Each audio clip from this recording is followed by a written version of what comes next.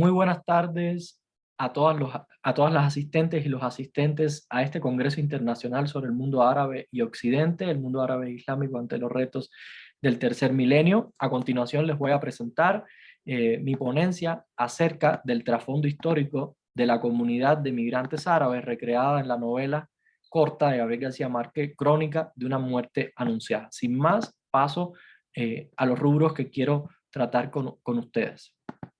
Eh, la narrativa de Gabriel García Márquez se interesó por la historia de las comunidades de migrantes árabes en la conformación de la historia moderna de Colombia. Tal es así que en su novela más trascendental, Cien años de soledad, publicada en 1967, Gabriel García Márquez hace varias referencias a la calle de los turcos, a los árabes que aparecían en esta calle de los bazares y las tiendas de géneros, donde es interesante porque Gabriel García Márquez pareciera tener una visión un tanto orientalista sobre estas comunidades que parecen sempiternas, detenidas durante generaciones, y que no, digamos, no participan de la modernidad. Esto es interesante si se le compara con otros escritores latinoamericanos, como puede ser Borges, por ejemplo, donde el tema árabe, judaico, persa, ubica más bien una posición más culterana.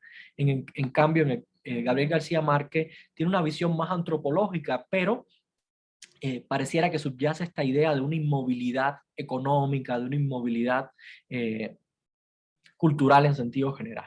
El caso de Crónica de una muerte anunciada, publicada en el año 1981, es muy singular, puesto que en ella el personaje protagónico, Santiago Nazar, pues en torno a él gira esta tragedia a veces de tintes lorquianos, podríamos decir. Uno de los primeros rubros que quiero compartir con ustedes para trazar estas correspondencias es el periodo de la conformación de la comunidad de migrantes árabes que se recrea en la novela. En la novela se apunta, en esta novela corta, que la comunidad deja de recibir nuevos miembros al final de las guerras civiles, al término de las guerras civiles, que lo ubicaríamos entre 1899 y 1902. Si seguimos los estudios al respecto de la conformación de esta comunidad de migrantes árabes en Colombia, eh, liderados por ejemplo Luis Fawcett, Eduardo Posada, vemos que hay una falta de correspondencia histórica en el sentido que en los años de 1910, los 20, los 30, llegan grandes contingentes de inmigrantes árabes a Colombia. Por tanto, hay una manipulación de ese marco histórico y vamos a ver por qué. En el caso de las coordenadas geográficas, se habla de que estamos ante un pueblo extraviado cercano a la costa Caribe. Esto sí guarda mucha correspondencia con el asentamiento de las comunidades de origen árabe, sirio, libaneses, palestinos en Colombia, que prefirieron efectivamente la costa Caribe, pero que también se fueron adentrando hacia otros territorios, digamos, más bajos. Esto está documentado muy bien, esta preferencia por Barranquilla, Cartagena y Santa Marta. Y bueno, pareciera también que estos árabes recreados en Crónica de una muerte anunciada también no escogieron a Colombia como un destino de primer orden, sino que probablemente fue un destino de segundo o tercer orden ante cualquier eventualidad, que finalmente terminaron allí y pues ahí desarrollaron su vida. Otro aspecto interesante a tomar en cuenta es el de las ocupaciones de los árabes, ¿no? Sus profesiones, sus oficios. Normalmente en Márquez se apunta mucho esta idea de los árabes como vendedores de baratijas, de telas, ¿no? Como nos dice en la novela, importaban su trigo, criaban corderos en los patios y cultivaban el orégano y la berenjena.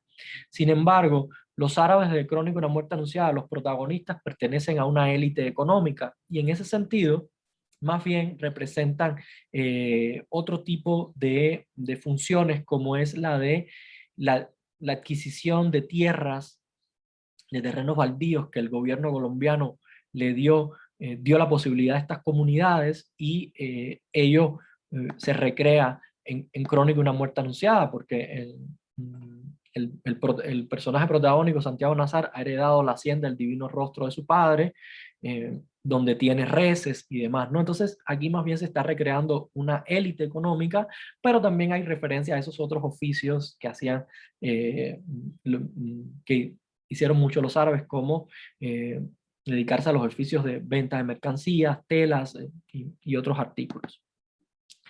Otro aspecto que vale la pena reconstruir es el de los matrimonios mixtos y endogámicos en Crónico de una muerte anunciada. Por ejemplo, el padre de Santiago Nazar representa un matrimonio mixto, en tanto se casa, la madre de Santiago Nazar era una criolla colombiana, pero en el caso de Santiago Nazar pareciera que se va a crear se va a efectuar un matrimonio de naturaleza endogámica, en tanto Flora Miguel es hija de Najir Miguel, que es un emigrante eh, libanés, un emigrante árabe, que tiene un lugar importante en esta comunidad. Luis Fawcett habla de esta tendencia al matrimonio entre diferentes grupos étnicos que se constató entre hombres sirio-libaneses y mujeres colombianas de la región, sobre todo, ¿no? Así que en ese sentido también hay una correspondencia histórica.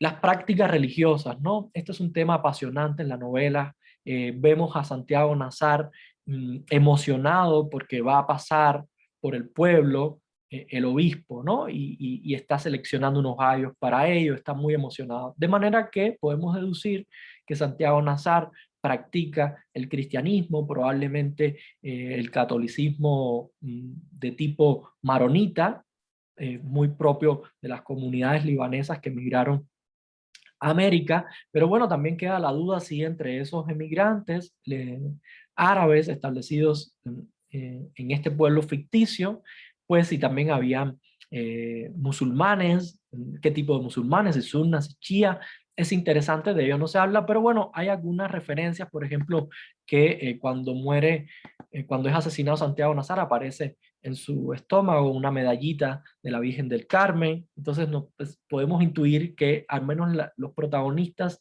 de esta comunidad de migrantes árabes eran católicos, probablemente de tipo que practicaban el culto maronita.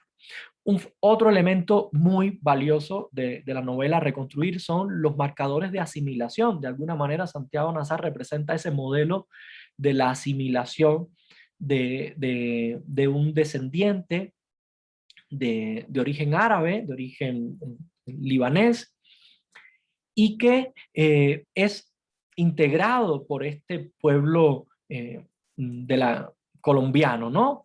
La novela nos dice que el pueblo lo lloró, ¿no? Que hubo una gran tristeza, hubo quien le dijo por ahí no turco, por el puente viejo para salvarlo, y el personaje, el narrador de esta historia nos cuenta que, o uno de los personajes solía invitar a Santiago Nazar a comer caribañolas, estas frituras de yuca rellenas por lo general con queso, con algún tipo de cárnico, que eran muy queridas por Santiago Nazar, y esta es una comida ya típicamente criolla. Entonces tenemos a un Santiago Nazar que al menos a través de elementos como la comida está perfectamente asimilado, ¿no?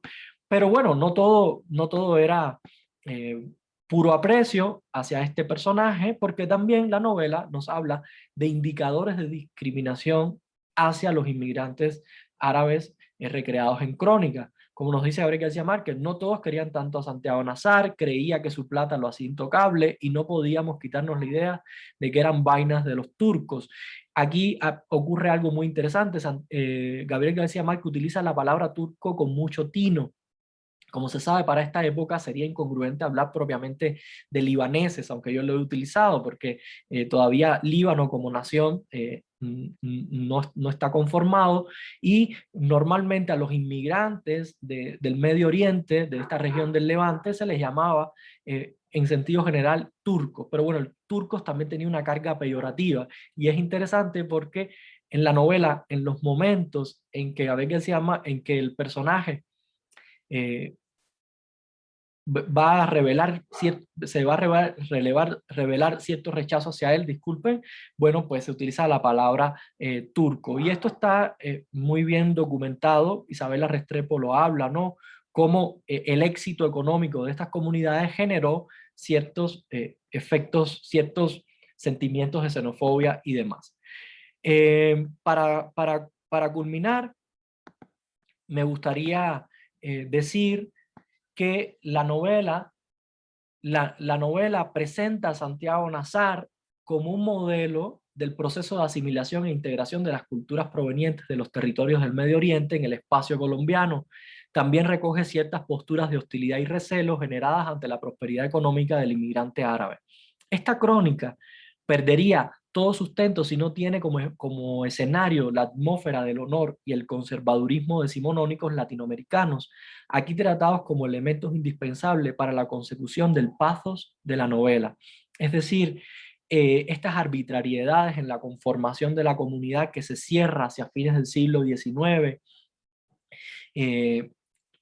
contribuyen a crear este clima de conservadurismo sin el cual pues este asesinato de honor, que es el tema de la novela, ¿no? Ángela Vicario se casa con Bayardo San Román y es entregada en la noche de bodas porque resulta que no es virgen. Y bueno, cuando los hermanos le preguntan quién es el culpable, pues es acusado Santiago Nazar. Como dice la novela,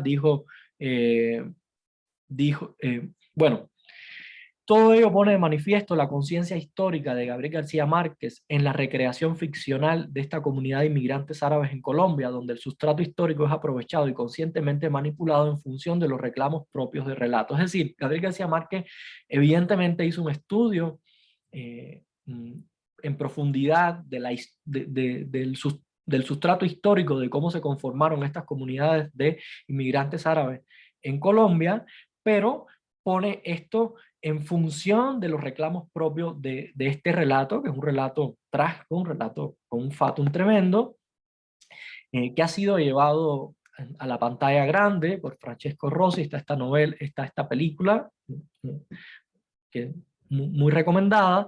Bueno, y tomar en cuenta también que en la costa caribeña colombiana también se desarrolló una arquitectura a finales del siglo XIX, primeras décadas del XX, que le llamamos arquitectura neoárabe, que yo creo que está a tono con esta memoria de la importancia de estas comunidades de inmigrantes árabes en la conformación de la modernidad colombiana. Entonces, tomar en cuenta pues el interés que tiene Gabriel García Márquez en estas comunidades, tomar en consideración que esta historia está basada en hechos reales, pero no con personajes de ascendencia árabe, sirio-libanesa. Entonces, ahí dejar abierto, preguntarse por qué la psique de Gabriel García Márquez decidió adaptar este relato trágico y en lugar de poner a un criollo colombiano, bueno, pues poner a Santiago Nazar, ¿no? Un descendiente de origen árabe, sirio-libanés propiamente, y preguntarse si Gabriel García Márquez no está un poco espiando un sentimiento epocal también de la primera mitad del siglo XX en Latinoamérica, donde estas presencias de origen medio oriental, bueno, pues representan procesos de asimilación, pero también procesos de recelo, de cierta discriminación, ¿no? Ese muy bien significado por ese uso de la palabra turco en momentos claves de la novela. Entonces, sin más, le doy las gracias por su atención y ojalá que esta presentación le genere muchas preguntas e intervenciones. Muchas gracias.